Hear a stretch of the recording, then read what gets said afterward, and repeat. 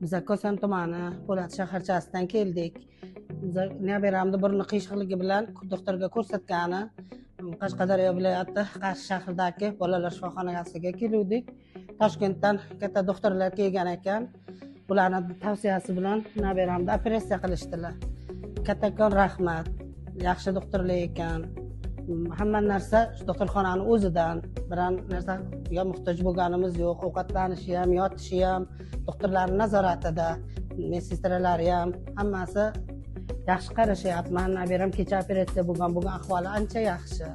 Yangi O'zbekistonda yangi sharoitlar yaratib bergani uchun prezidentimizga rahmat avvalambor. Hamma shifokorlarga ham rahmat.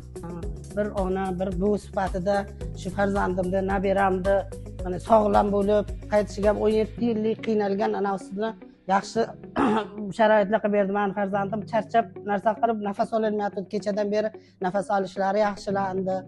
Rahmat hammasiga.